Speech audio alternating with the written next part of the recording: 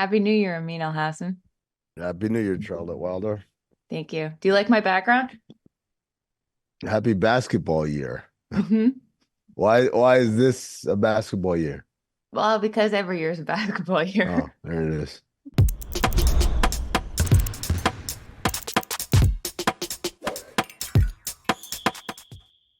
Merry New Year! I'm Amin Elhassan. That's Charlotte Wilder. It is the year 2024. We have basketball, Charlotte, and we had a trade that happened over the weekend. The Toronto Maybe. Raptors were being sued by the New York Knicks. Yeah, they did a trade with one another, as the Knicks sent RJ Barrett, Emmanuel Quickly, and a 2024 second round pick from the Detroit Pistons, which is basically like a de facto 2024 first round pick. Yep. In return, they received OG Anunoby. They also received Malachi Flynn and Precious Achua. Right on cue, all those guys got to play immediately for their new teams as the Knicks played against the Western Conference leading Minnesota Timberwolves. That doesn't sound right. Just saying it out my mouth still sounds weird.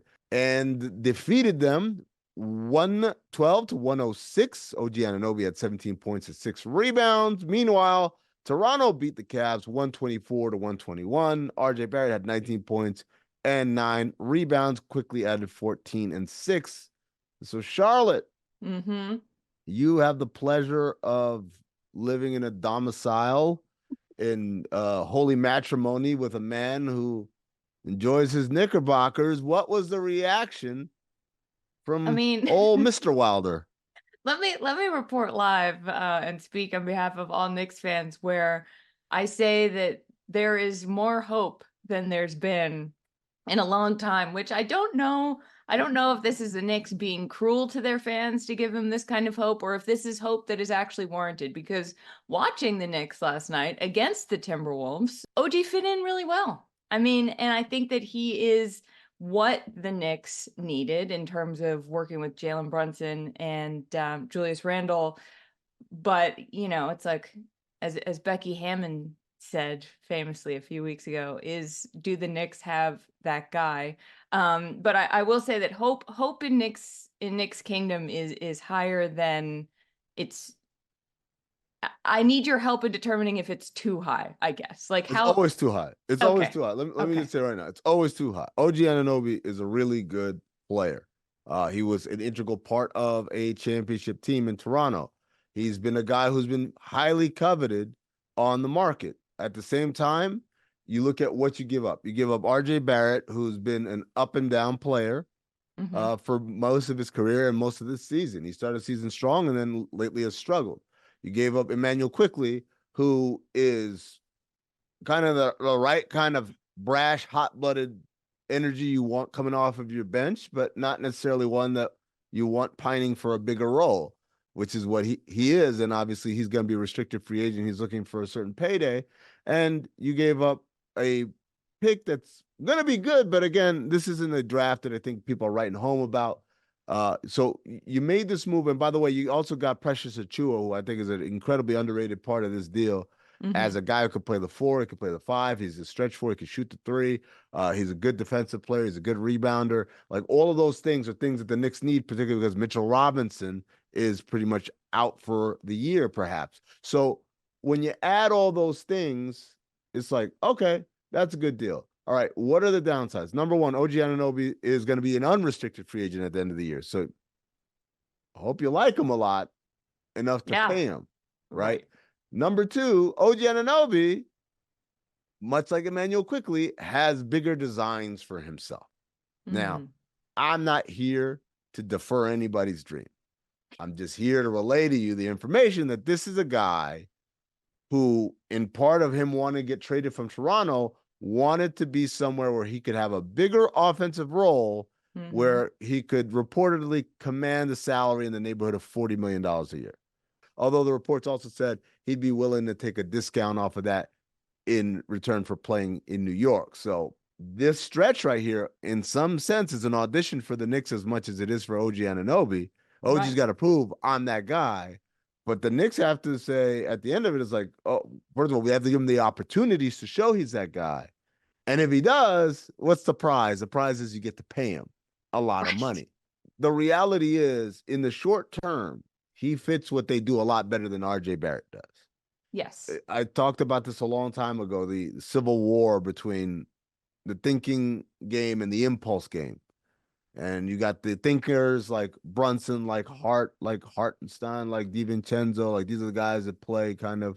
Yeah, I would throw Grimes in that list, like guys that are playing the game, quote unquote, the right way. They're making basketball IQ decisions with every pass, dribble, and shoot.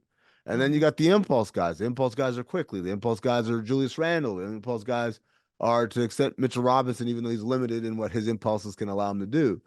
And those are the guys that are like, yeah, basketball, yeah, the I got a ball shoot. Like it's there's which when it's going, it looks great, but when it's not going, and particularly when you get to the playoffs where it's all thinking basketball, those guys tend to struggle. So you got rid So of one of those guys and quickly. RJ Barrett, I always felt was like 1 foot on one side, 1 foot on the other. So you got rid of him, and you added a couple of guys who are more of that type of basketball. So we'll see. It's part of a bigger plan, I think, for the Knicks to make themselves a smarter team.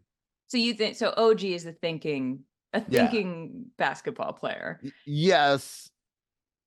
Having said that, like I said, this guy has bigger designs for himself. So Mhm. I don't know if part of his thought process is going to be like, I don't want to do the right thing anymore. I want to see Right. how powerful, how where my potency goes. And that Listen, can go a lot of different directions. New York City will do that to people. They get there and all of a sudden, if you can make it there, someone once said you can make it anywhere. I am just personally happy for RJ Barrett that he got to go home. He seems very excited about it. Yeah. The Raptors were all over that with their social media.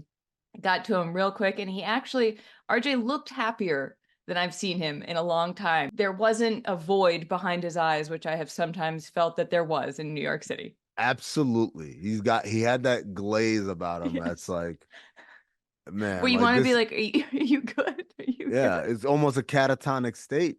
And I Yeah. mean, that's playing in New York. That's playing in New York under all those expectations and scrutiny. And I would argue, despite the great success of the Giants and the Yankees over the last 20 years or whatever, the Knicks are still the most scrutinized team in New York, more than the Easily. Jets and Aaron Rodgers and all that. Like all that stuff is fun and funny and exciting and high profile, but it goes away at some point.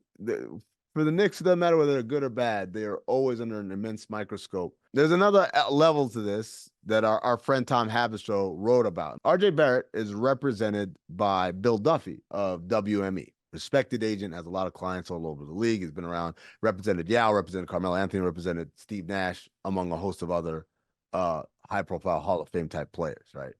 OG Anunoby is going to New York. First of all, do you know what agency represents OG Anunoby?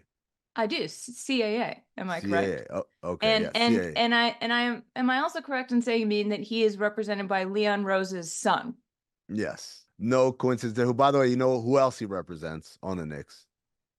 Yes, but now Is I can't remember. Jalen oh, Brunson? Jalen Brunson. There you Yeah. go. So you have the president of the team. His son Hmm. represents the new acquisition. The president of the Hmm. team, son represents the free agency acquisition of a year ago, who is also the son of the assistant coach. Again, setting up this cozy affair at Madison Square Garden, where if you're represented by those three letters CAA, it's welcome aboard. If you're not, it's like, well, you know, we have no use for you, or maybe I shouldn't say no use, but we know we're not going to be adept at acquiring those guys because the other agencies are rightfully wary of the Knicks, not just because of their connection to a rival agency, but because of their past and the way they've handled things in the recent future. Well, I am certainly not on the Knicks, but Oh, you're one of shout them. out to She's one of CAA. them. She's one of them. Maybe the Knicks will draft me. I mean, Yeah. You know what? what? That just my mind just said shot forward 18 months in the future. I'm Charlotte Wilder, Madison Square Garden Sports, like hosting Oh no. Oddball. Listen, Like, listen, here's the difference. I might be CAA. I am Madison Square Garden is not a fan of mine. So there's Well, a I little, don't know. Hmm. I don't know. Maybe they didn't know you were CAA. Now that they know, it's like, oh, well, why did you say so? Red I should have carpet, told them. champagne flute. Here you go. Knicks, I hope you're listening. The Pacers and the Bucks played again. Every time I look up, I'm like, the Bucks and the Pacers are playing again? Oh, they played a lot, and here's why. So they're Why? division foes, so Mm-hmm. that means they have to play against each other 4 times. But then because they played against each other in the semifinal of the IST back in Vegas, that adds a 5th time. So that's why it feels a lot more. Also, they've played each other a lot, and we're not even halfway through the season. So that also contributes to it. But they played last night. Pacers won 122 to 113. They play again tomorrow night, I believe. Mm-hmm. And obviously, the last time these two teams met was the infamous game ball debacle. Ballgate. Ballgate. Yeah, there you go. There's a lot swirling around those two teams, a little bit of a budding rivalry. Even Giannis acknowledged, hey, this is a team that we might see in the playoffs. And that's very likely, given that the Bucks are a high seed and the Pacers are one of those teams that's floating around that 7, 8, 9, 6, 7, 8, 9 portion of the standings. Mm-hmm. When asked about the importance of the game, Giannis had this to say: "It's just another game, man. Is it the playoffs? Why would I look forward to it?" This is before playing the game. First of all, he might not be lying and saying that he's not looking forward to it, but I think he is lying and saying that it matters. Look, you don't get so heated about a game ball if you don't care. And I think that does have something to do with the in-season tournament because the Bucks lost. Damian Lillard played horribly. He had a horrible game. And it's one of those things where if Dame has a bad game and Giannis can't overcome that and you lose to the Pacers, I feel like they're going to want to change. They're going to need to change that quote narrative. When they play tomorrow, they're going to want to come back and be like, no, that isn't actually how it went. We can beat these guys more than it might seem because the Pacers were in control at the end of the game last night. Yeah, and I think here's another thing. Like Giannis, world-renowned super psycho competitor. Right? Like, you can't act like, oh, well, the Pacers tonight. I had no, like, bro, we know who you are, bro. We know who you are, and it's all right. We love you for it. Like, that's this game and this sport celebrates the super psycho competitors. Kobe, Michael, like all the guys, Jimmy Butler, all the guys that take it too far. We seem to be like, yeah, that's how you should be. So you can't like act cool now. We know you're not cool. We know you're hot on this. And we like it, and it gives extra meaning. And you know what? I, for one, hope they do play against each other in the playoffs because, boy, let me tell you something. That would be an incredibly interesting series, particularly because Tyrese Halliburton has just been sensational over the last week or so. That is Giannis's part of his shtick, though, is being absolutely cutthroat and then being like, oh, I don't even know her, which I sort of like. I sort of respect it. Just keep that going, Giannis. And we'll just keep having great Who's Lyings every single week.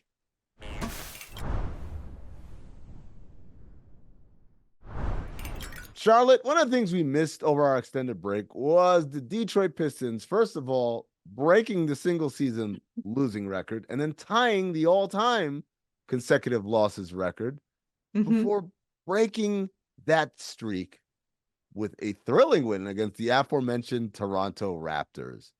Yeah. What a time. What a day it was. Everyone was going crazy. By the way, we get it. They've lost a couple of times since then, including last night against the Rockets in the Battle of the Thompson Twins. We'll get to that in a second. But yeah, but Charlotte, first, I would like to say people forget that the Pistons almost beat the Celtics in overtime before. That's where I was headed. And I just want to say, this is the thing that I have been saying this whole season, is that the Celtics possess an uncanny ability to freak me out because they have the best record. And then it's like, but you're going to lose to the Pistons? And they didn't, to be fair, but it should not have gone to overtime. They should not have been in that situation. It's the way they lost to the Pacers in the in-season tournament. It's those big moments that scare the living daylights out of me as somebody who cares about the Celtics to the point where it's like, I am not going to be comfortable no matter what that record is going into the playoffs. let me pose to you the same question I posed on that night to Mike Schur, famed TV creative, created Parks and Rec and The Good Place and a bunch of other very famous, very popular shows. Celtics super fan. And I said to him in the middle of the Pistons when they were up 19 or whatever, I said, or actually it might have been like as they were going into overtime, I said, what's a more embarrassing, heartbreaking, emotional loss? If you lose this one or losing game 7 to the Heat in the conference finals. He dismissed that as a ridiculous question, but I want to hear your answer first before I give my justification. Game 7, they got there. At least they got there. They lost. They probably shouldn't have been in the finals for the way that they played anyway. Okay. Which is why I sort of see where you're going with the losing to the Pistons. If you are the team that is supposed to be the best team in the NBA, and then you lose to the worst team in the NBA, maybe the worst team ever, right? Yeah, not even in the NBA, maybe the worst team ever. A team that I actually feel should have lost another game just to get that record. Because at that point, what are you even doing? It's like, oh, you're going to tie a record for losing the most? Just excuse my language, go the whole way. Just go the whole way. Just set the record altogether. I'm sick of the single season, spread over season. No, be the worst team if you're going to be the worst team. But for the Celtics to come I was embarrassed even that they came that close, Amin. So I see the validity of your question. Thank you. I appreciate you giving me the time today, unlike Mike Schur, who just kind of come on, Mike. Mike, come on the show and let's talk about this. Coward.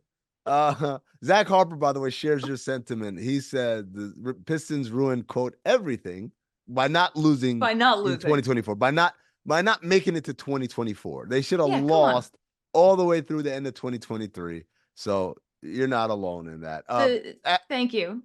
As I mentioned earlier, this game also featured the Battle of the Twins, Amen Thompson, Oscar Thompson, and the Rockets against the Rockets.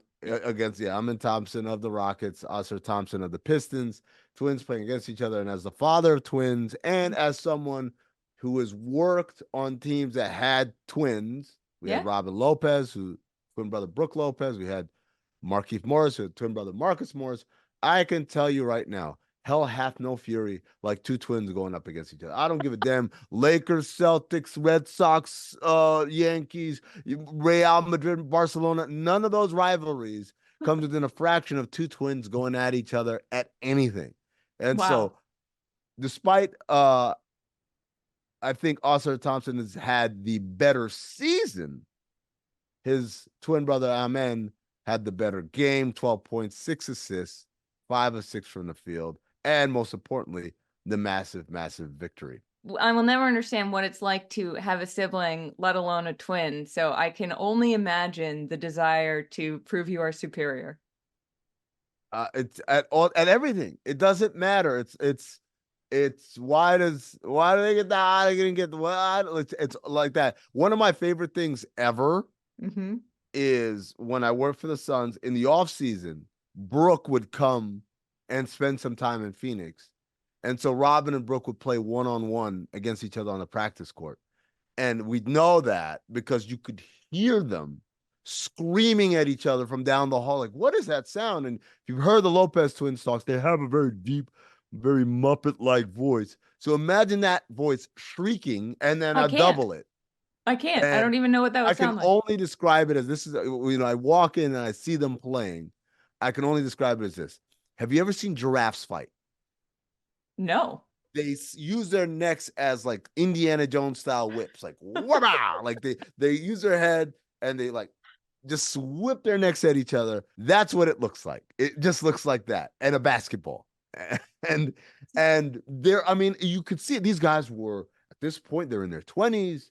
They're both millionaires. They're both playing for NBA teams with established roles, and they're good players. I mean, this isn't, and they looked like, I looked at them and I saw 12-year-olds. I didn't see grown men. I saw 12-year-olds in the backyard arguing about, that's not out of bounds, it's not about, no, you travel, like just the whole time.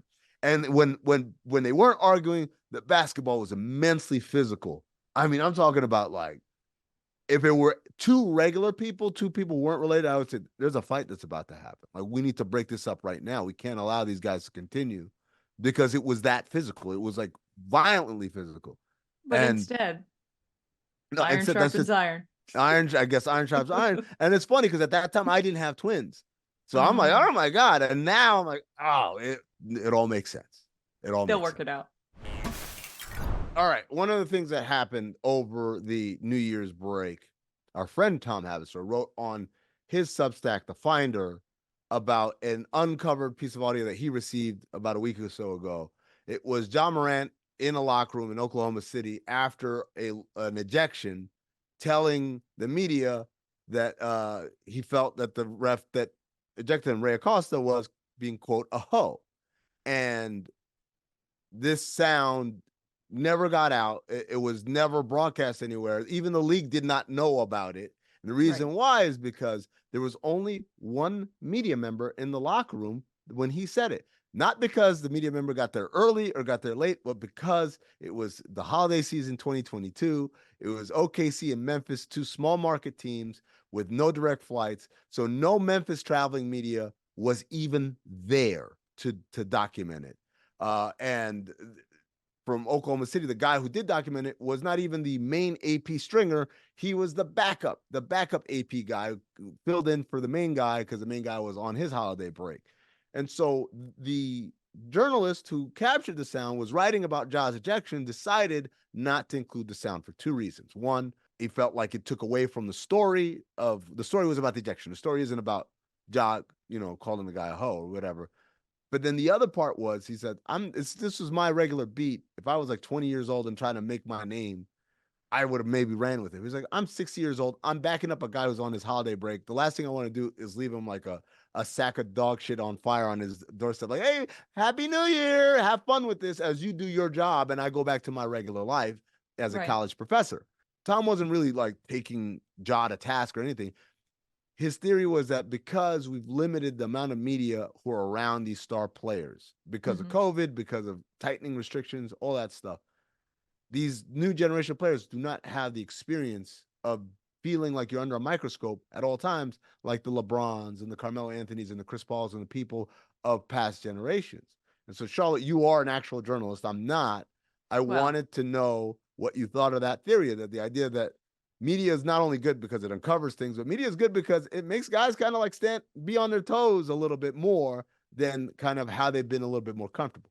yeah, I don't want to extrapolate anything about, the off-court stuff with Ja and this, but I will say I think that there starts to feel like there's some sort of a connection. If you don't feel like you're being monitored or watched all the time, if you feel like you have the leeway to say things like this that in a press conference would get you a five-figure fine, Mm-hmm. then that can lead to a sense of no one's really checking me, I think. And I'm not saying that the media exists to check people in terms of like, how should you be as a person? But the media does exist to say, here's what's going on, here's what I saw. And if players feel like, oh, well, they're not doing that, so why would I hold back or why would I not say what I'm thinking?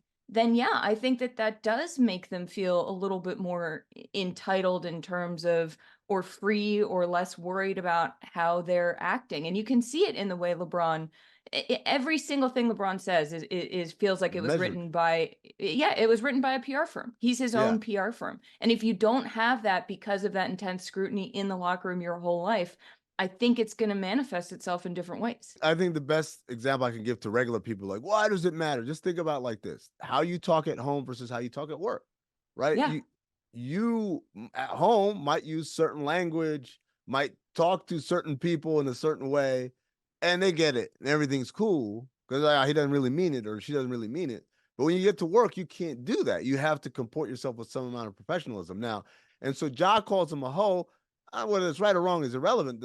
What's relevant is that he feels comfortable enough to say that on mic, on record, because he hasn't lived with consequence in that way. Not the consequence of the media shaking its fist at you, but the Yeah. consequence of Yeah. the world hearing it and then judging you for what you said on the record at your workplace.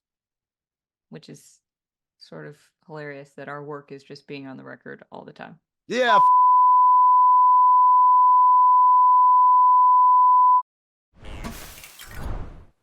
Well, thanks for watching Oddball. That was one hell of a cold exit. Thank you.